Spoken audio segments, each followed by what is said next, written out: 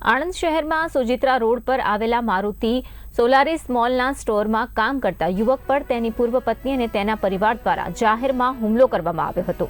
યુવકને સ્ટોરમાંથી ઘસેડીને બહાર લાવવામાં આવ્યો હતો અને લાકડાના બેટ તેમજ હેલ્મેટ વડે બેફામ રીતે માર મારવામાં આવ્યો હતો, જેને કારણે તેને ગંભીર ઇજાઓ પહોંચી છે। આ ઘટનાની જાણ થતાં તેને તાત્કાલિક સારવાર માટે હોસ્પિટલમાં ખસેડાયો હતો। આ સમગ્ર ઘટના સીસીટીવી કેમેરામાં કેદ થઈ છે। યુવકે આણંદ ટાઉન પોલીસ મથકમાં આ બાબતે લેખિત ફરિયાદ આપીને ન્યાય માટેની માંગ કરી છે।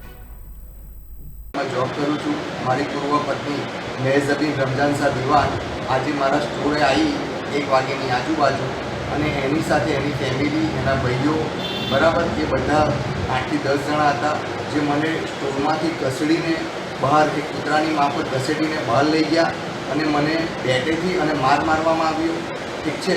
પ્લસ એમણે મારી મોબાઈલ પણ લૂંટી લીધો છે અને મારી સોનાની ચેન પણ લૂંટી લીધી છે, બરાબર। સાહેબ, મને ન્યાય મળવો જોઈએ।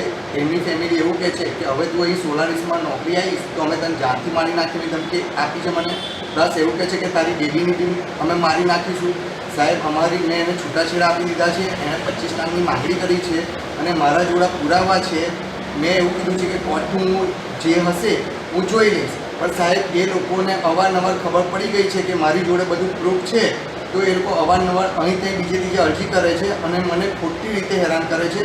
અને આજે મને રમઝાન શાહ ઇબ્રાહિમ શાહ, રજબ શાહ ઇબ્રાહિમ શાહ અને રજબ શાહનો છોકરો સદ્દામ શાહ ઇબ્રાહિમ શાહ અને મેઝબીન રમઝાન શાહ ઇબ્રાહિમ શાહ પ્લસ મેઝબીનની મમ્મી સરતાજ બાનુ ઇબ્રાહિમ શાહ અને સદ્દામની વાઈફ અને એની ભાભી, એ લોકોએ બધાએ મને માર્યો છે અને એની સાથે 8 થી 10 જણા બીજાઓ હતા।